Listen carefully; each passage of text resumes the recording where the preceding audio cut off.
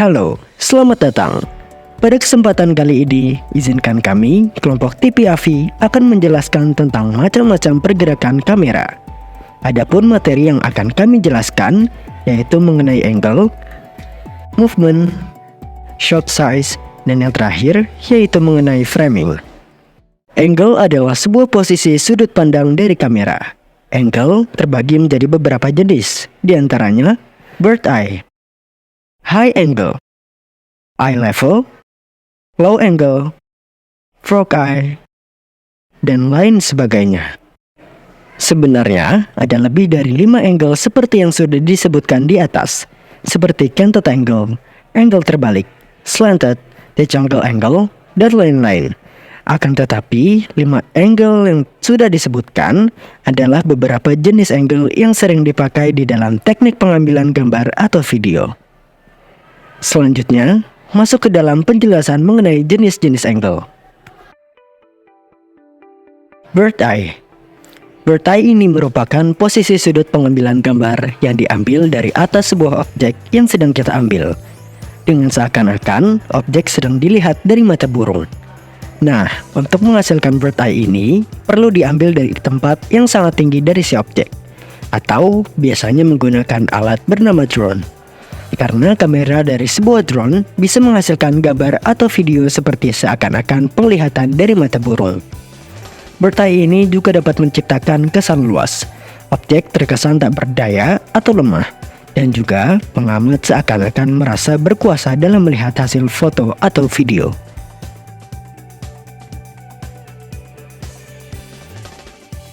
High angle. High angle ini merupakan posisi sudut pengambilan gambar yang diambil dari atas sebuah objek yang kita ambil. Namun, tidak sama dengan bird eye. Pada sudut pandang high angle ini, posisi objek masih terlihat cukup jelas. Dengan contoh, posisi muka objek masih bisa dilihat oleh kamera. Tidak sama seperti sudut pandang bird eye. Dan juga, pada sudut pandang high angle, posisi bagian kepala objek akan terlihat lebih besar daripada kakinya. Hal ini dikarenakan high angle diambil dengan posisi kamera miring ke bawah.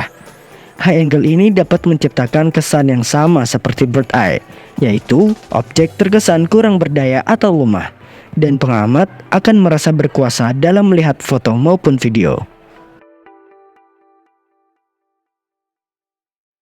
Eye level. Eye level ini merupakan posisi sudut pengambilan gambar yang dibuat atau diambil secara sejajar dengan mata atau dengan objek yang sedang kita tuju. Posisi kamera pada sudut pengambilan eye level ini yaitu kamera tidak miring, baik miring ke atas, ke bawah, ataupun ke samping. Eye level ini juga bisa dibilang sebagai posisi angle paling netral dan sudut pandang yang paling jujur apa adanya. Eye level ini dapat menciptakan kesan proporsi yang terlihat seimbang atau netral, dan juga apa yang kamu lihat itulah yang sebenarnya. Low angle. Low angle ini merupakan posisi sudut pengambilan gambar yang diambil di bawah posisi objek. Low angle bisa disebut sebagai sudut pandang rendah, yang artinya dalam teknik low angle ini posisi kamera akan selalu miring ke atas. Dengan catatan muka dari si objek masih bisa terlihat, dan kaki dari si objek harus terlihat lebih besar dari kepala objek. Low angle ini dapat menciptakan kesan yang memperlihatkan si objek terlihat kuat, besar, dan kokoh, dan juga pengamat akan terlihat takjub dan tidak berdaya. Frog eye. Frog eye ini merupakan posisi sudut pengambilan gambar yang diambil dari sudut paling bawah dari si objek. Seakan-akan objek dilihat dari sudut pandang mata katak.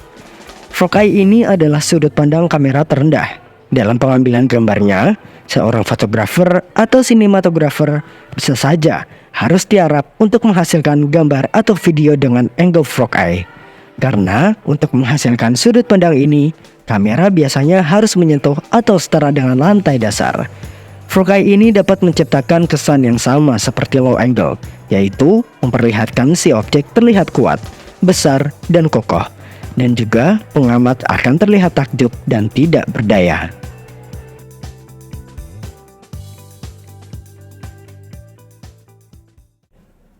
Shot size. Yang dimaksud dengan shot size adalah seberapa banyak latar atau subjek yang ditampilkan dalam bingkai video, foto, atau animasi tertentu, sehingga mencakup cakupan atau ukuran bidikan. Dalam pengambilan gambar, ada berbagai macam shot yang digunakan dan memiliki fungsi yang berbeda-beda, sesuai dengan pesan yang ingin disampaikan. Ada beberapa jenis shot yang biasa digunakan, yaitu establishing shot, extreme wide shot atau long shot, full shot, medium wide shot atau medium long shot, medium shot, close up, dan extreme close up. Selanjutnya, masuk ke dalam penjelasan mengenai apa saja yang ada dalam jenis-jenis pada shot size. Pertama, establishing shot. Establishing shot merupakan tipe pengambilan video yang berfungsi menceritakan keterangan latar tempat, waktu, dan situasi. Pengambilan gambar tidak memiliki aturan selain membantu membangun nada dan konteks. Namun, pengambilan gambar tidak harus lebar atau dari drone. Kedua, extreme wide shot. Sorot yang diambil sangat luas untuk menunjukkan lingkungan di sekitar subjek foto atau video.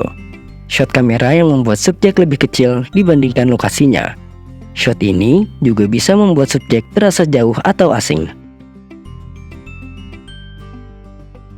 Wide shot. Teknik ini biasanya subjek ditampilkan secara menyeluruh, yaitu dengan adanya jarak di atas dan di bawah subjek. Teknik ini memberi gambaran lebih baik tentang latar adegan, dan memberi gambaran lebih baik tentang bagaimana karakter cocok dengan area tersebut. Full shot.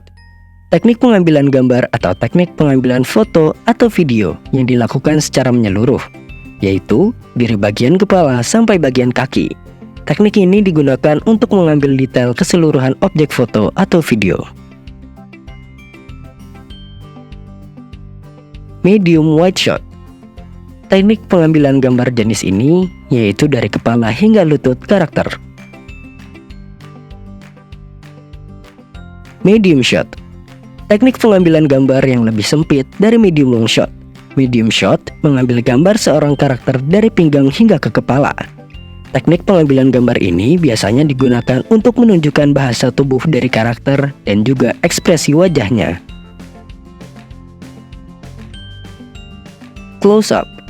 Close up adalah teknik pengambilan gambar dari bahu hingga kepala seseorang. Teknik pengambilan gambar ini menunjukkan ekspresi, emosi, dan perasaan yang dirasakan oleh suatu karakter. Extreme close-up. Teknik pengambilan gambar ini seringkali menampilkan mata, pelatuk senjata, dan bibir. Pemotretan extreme close-up terkadang diambil dengan lensa makro yang mendapatkan detail yang lebih baik. Oke, selanjutnya kita akan masuk ke materi komposisi atau framing. Kalian tahu nggak sih kalau komposisi merupakan salah satu bagian terpenting dalam komunikasi visual dan salah satunya adalah sinematografi. Nah, komposisi juga ada pengertiannya loh. Pengertian komposisi adalah menempatkan berbagai elemen visual ke dalam sebuah karya seni sebagai pembeda pada subjek. Setelah kalian tahu apa pengertiannya, ada juga contoh-contohnya loh. Tetapi di video kali ini saya akan menjelaskan 7 contoh komposisi atau framing saja ya teman-teman. Di antaranya yaitu ada one shot, two shot, three shot, group shot, over the shoulders, point of view, dan insert shot. Yuk, simak dan pelajari komposisi berikut dengan cermat. Oke, langsung aja kita masuk ke penjelasan yang pertama, yaitu one shot. One shot merupakan komposisi yang memperlihatkan satu orang dalam satu frame, yang tujuannya agar penonton cepat melihat objek yang ditunjukkan dan bisa memperlihatkan komposisi sinematografi dengan baik dan jelas. One shot juga biasanya digunakan dengan medium close up, medium shot, dan wide shot.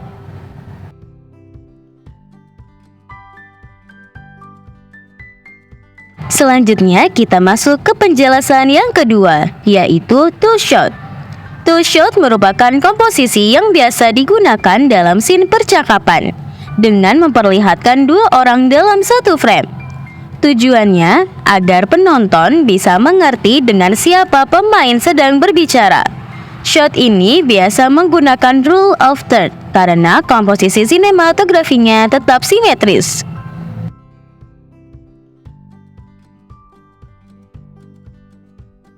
Selanjutnya kita masuk ke penjelasan yang ketiga, yaitu three shot. Three shot merupakan komposisi yang memperlihatkan tiga orang dalam satu frame. Shot ini biasanya menggunakan komposisi rule of third dan juga triangle, dan biasanya menggunakan medium shot dan wide shot.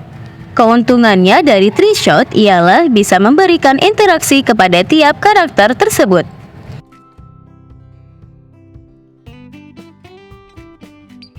Selanjutnya kita masuk ke penjelasan yang keempat, yaitu group shot. Group shot merupakan komposisi yang memperlihatkan sekumpulan orang yang lebih dari 3 orang dalam satu frame. Shot ini biasanya menggunakan long shot, wide shot, maupun extreme shot.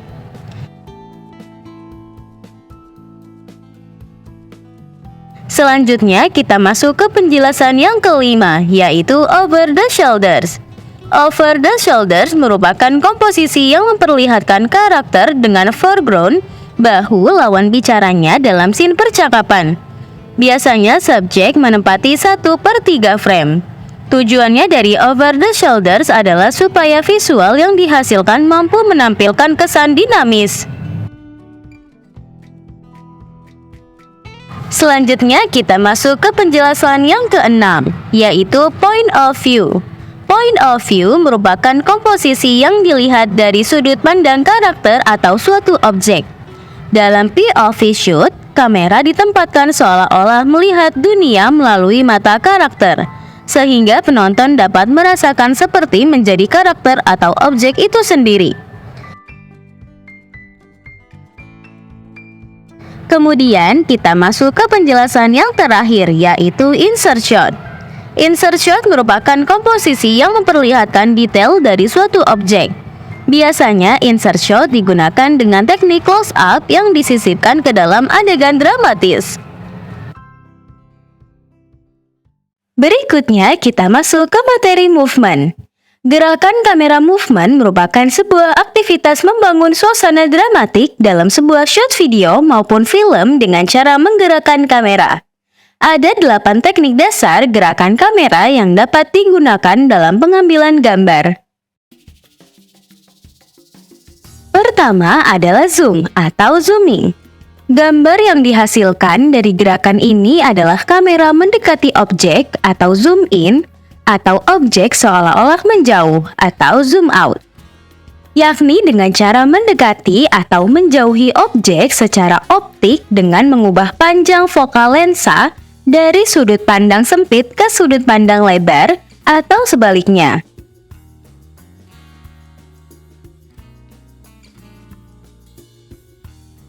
Yang kedua adalah teknik dolly atau track.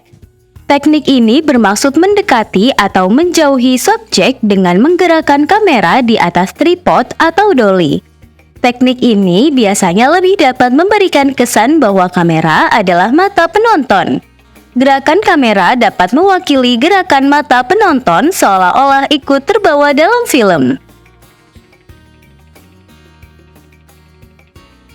Teknik selanjutnya yaitu teknik pan atau panning. Adalah menggerakkan kamera menoleh ke kiri atau pan left dan ke kanan atau pan right.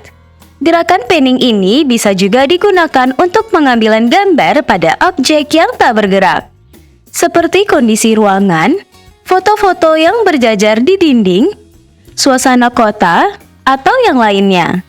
Bisa juga gerakan panning ini digunakan untuk transisi antara dua shot.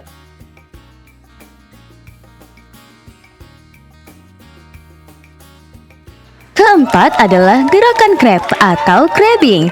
Ini merupakan gerakan kamera secara lateral atau menyamping, berjalan sejajar dengan subjek yang sedang berjalan. Hampir sama dengan teknik dolly, bedanya hanya pada arah gerakan kamera.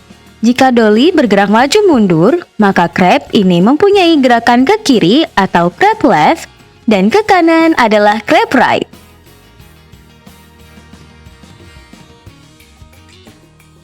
Yang keenam ada pedestal atau pad. Adalah gerakan kamera di atas pedestal yang bisa dinaik turunkan. Ada beberapa jenis yaitu pedestal up, pedestal down, pedestal dolly, dan pedestal tilt.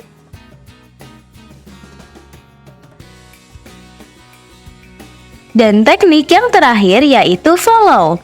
Follow adalah gerakan kamera mengikuti objek yang bergerak. Bisa dengan pan, tilt, pad, atau yang lainnya. Biasanya menambahkan alat cranch untuk menciptakan hasil yang lebih bagus. Atau dapat juga dilakukan dengan handheld. Follow shot dapat digunakan dalam berbagai jenis produksi film, seperti film aksi, drama, atau dokumenter. Nah, itu dia teman-teman penjelasan tentang macam-macam pergerakan kamera, yaitu mengenai angle, movement, shot size, dan juga framing. Semoga dapat dipahami dan dipelajari ya teman-teman. Sampai jumpa!